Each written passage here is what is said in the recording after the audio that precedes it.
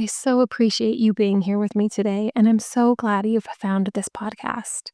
I hope that in this podcast, you will find a community of joyful, supportive, encouraging mom friends who want to celebrate the opportunity we have to be stay-at-home moms, who recognize that this isn't just being a mom, but that it's the best, most sacred responsibility we could be fulfilling at this time in our lives.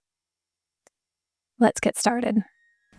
Welcome to Motherhood, the best job in the world. I'm your host, Kelsey Redd, a stay-at-home mom just like you, sharing practical parenting tips so you can find ultimate joy in mothering. In the first episode of this season, I gave you a little bit of my history and my story and journey through infertility, through having my miracle babies, but I wanted to introduce myself a little bit more so that you can get to know me as a friend. I was born and raised in California, and from my earliest memories, I loved taking care of babies. You can say that I didn't have a whole lot of big career ambitions as a child. I grew up saying, I want to be a mom when I grow up. What do you want to be when you grow up? A mom. So my husband and I, my husband's name is Tyler, we met when we were just young kids ourselves, early in college in Idaho, and we got married right away.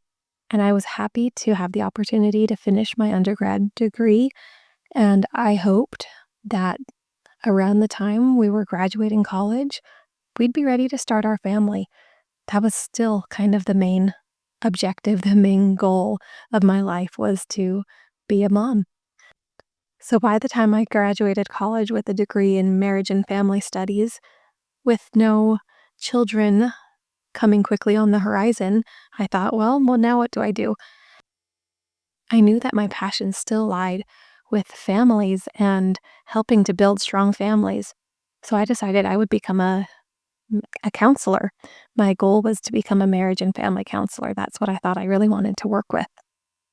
Well, things never quite go according to plan, and I actually found my passion in working with substance abuse disorders and addiction, and spent the majority of my career working in residential treatment centers, helping people who had struggled with addiction.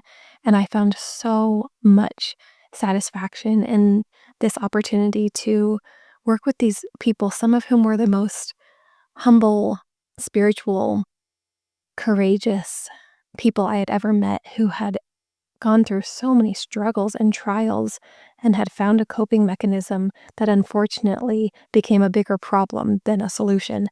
And I learned so much from my clients and from my fellow clinicians about serenity and about seeking a higher power to help heal our hearts, whether it's addiction, depression, anxiety, trauma, all of the above. It was really beautiful to see. And during my work in the substance abuse field, I became really passionate about mindfulness and the mind-body connection, and how the ability to be present and mindful actually heals so many issues. That's what allows us to get out of the rumination of the past or the stress about the future, and to just sit still and be with our body, managing the emotions and triggers we may be feeling, and being able to feel them and accept them. As I progressed on this journey of mindfulness, I became really passionate about mindful self-compassion and the incorporation of the self-compassion piece as we are healing from whatever it is we're healing from. This is where I learned that all people need to be willing to forgive themselves, to be kind to themselves, to speak to themselves with loving care and kindness, rather than the harsh self-criticism that we often talk to ourselves with. Eventually, as my own personal life took me deeper and deeper into the journey of infertility, and I realized how traumatic that experience was, I wanted to make meaning out of this suffering. I feel really strongly about Viktor Frankl's philosophy that when we can make meaning in our suffering, it ceases to be so painful. So I wanted to help others. So I started getting involved with a nonprofit organization that offered free counseling to couples that were going through infertility. And then I realized that this was my calling. This was why I was going through this, so that I could be a support to other women and couples who were experiencing this. That eventually led me to open my own practice that was focused solely on infertility counseling and reproductive mental health, including perinatal mood disorders. I was able to work in private practice for a couple years before I was finally able to conceive my own children and ended up getting out of the workforce. So after 3 rounds of IVF and several embryo implantations, I was finally able to get pregnant on Thanksgiving Day of 2018, and my twins, a boy and a girl, were born the next June. They were born really early and had to spend a month in the NICU, which was so hard. I have such sympathy for any NICU parents because that is a traumatic experience in and of itself. But fortunately, there was amazing medical attention that allowed them to grow and thrive and come home after about a month in the NICU. But this was a really hard time for me. Suddenly going from having a career, having a home with just my husband and I where we could do whatever we want to do, whenever we want to do it, and then suddenly to have these 2 babies at home was so challenging. As I've said before, of course, I was so grateful for the opportunity and I was in heaven with my babies. But I will tell you, twins are hard. I highly, highly recommend if anyone has the opportunity to have twins that you take it because it is the best thing in the world, but it is very challenging. So I started to really have some scary thoughts and a hard time managing my emotions after the twins were born.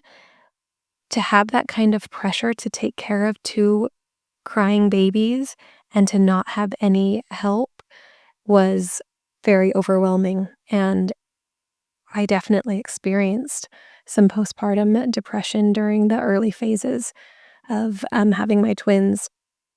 It didn't help either that around the time, my twins were born in June of 2019, around the time I was finally like, "You know what? I think I'm ready to venture out of the house."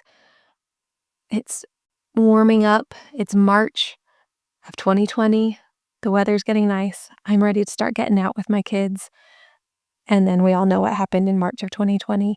And it was a whole different kind of experience than I would have expected. And then suddenly it was parenting amidst a pandemic for the next couple years as we navigated, how do I socialize my kids? How do we get out of the house when I need to get out of the house? How do we go to these kid events when we all have to wear masks? And that was interesting. That was an interesting time, wasn't it? But as I was able to get practice doing more things with my twins, I was able to gain confidence as a mom and feel more and more capable of getting out and doing things. And I think that's one of the beautiful things about motherhood is you can see your confidence grow. I feel like with every child we've had, it's like, "Oh, do you remember when 2 babies was the hardest thing in the entire world?" And then after the 3rd baby was born, it's like, "Oh man, having 2 babies is nothing. Can you imagine having 4? Having 4 would be so impossible." And then the 4th one is born and you're like, "Oh, taking care of 3 babies is nothing, but taking care of all 4 is just the hardest thing in the world." I don't know if anyone else feels that way. So, less than 2 years after our twins were born, we had a baby girl, and we were so excited that she came to us naturally.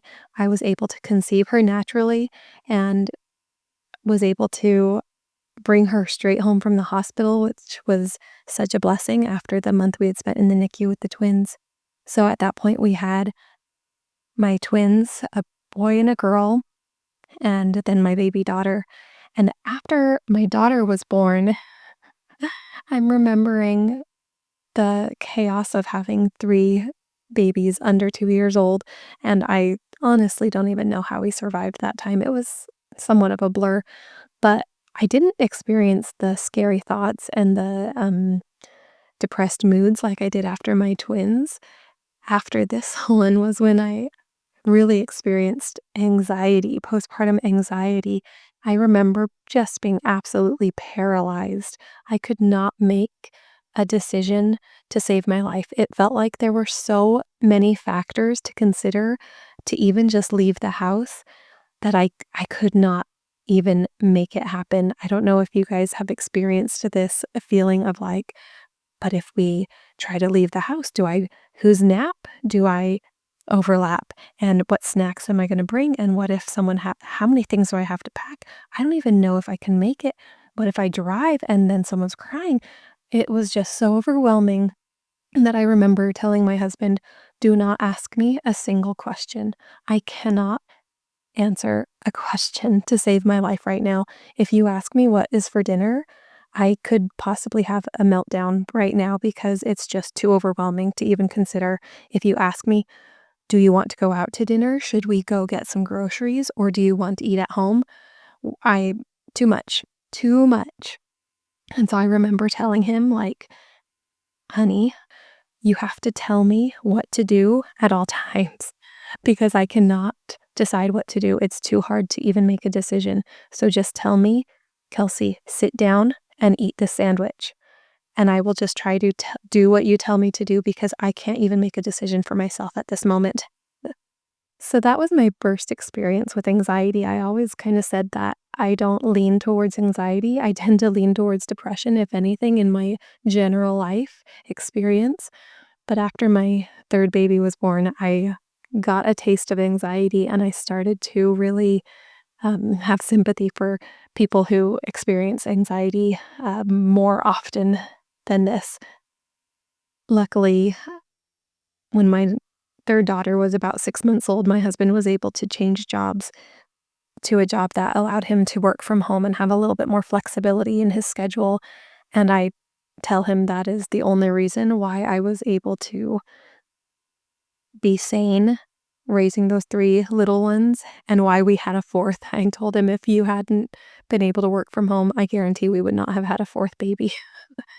But my 4th baby was born just about a year ago, and he was such a beautiful blessing in our life. We hoped for a boy to even out our numbers, which we now have. My twins are boy girl, then I have my baby daughter, and now my baby boy. And he has been the light and joy of our family. It is so sweet now that my twins are getting a little older to see the joy that they have in interacting with him and playing with him and taking care of him. My daughter is just like me. She wants to be a mama so much. She finds so much joy in taking care of her baby brother. And it's so sweet to see and actually has been quite healing for me to be able to recognize that, oh, this is what I was like as a kid. And I can see her potential for motherhood and I can see how much joy it will bring her. And it's beautiful. And I pray that she will have no challenges in being able to start her own family because she wants it so much. And I know that that's going to be the joy of her life when she's an adult. It really is beautiful to me how our children can become the instrument of healing for our own inner child. And that's something that parenting allows us to do. It allows us to parent ourselves, especially when we see little mini me's. And we'll talk more about that in future episodes because I think there's something to be said of learning to be parented, learning to parent yourself, and to heal yourself. But there's something else I've been wanting to talk about. Lately, I've been thinking a lot about our mother Eve and the divine gifts that women are given that make women innately creative and expansive and always seeing potential and growing things. I really think this is something that gives women a divine nature. And I think it's not a coincidence that God blessed Eve to be the mother of all living, and that this trait is carried generation to generation to generation through all women. I really believe that Eve was gifted the ability to see what could be, even beyond the Garden of Eden. I believe that she had the desire for expansion and progression and creation deeply within her, and that because she decided to seek for knowledge and wisdom, she was able to manifest and create the world and the family that she must have felt needed to be in existence. And I think that trait is within all of us as women. Women are creators. It is innate in us. From our biology to our spirituality, we are intuitive, we are creative, and we see potential and we have ambition. This is a universal law. The universal law of expansion is what allows us to continue expanding and creating humankind and growing and building these tiny humans into potential world leaders. It comes with the responsibility to develop the best in others. And I think that's one of our primary goals as parents, is to develop our children into the best version of themselves, because we can see what they have the potential to become. These are some of the things that I think bring joy into mothering, is using our divine gifts, using our God-given talents, creating as the divine creator created the universe, so we get to create our household. We get to create order out of chaos every day in our house. I'm so excited to talk more with you about all the things we can do to create beauty in our little universe, in our little corner of the world. In future episodes, we'll talk about how to create a family culture that you're proud of, how to implement rituals that bring connection and love to the family, and other practical parenting tips to make parenting more enjoyable for you, so that you can truly say every day that you get to do the best job in the world. I'll see you next time, and until then, remember, you're doing an amazing job. If this episode has added any value to your life, please reach out to me. I would love to connect with you. Find me on social media or click on the podcast website. I'll see you next time on Motherhood, the best job in the world.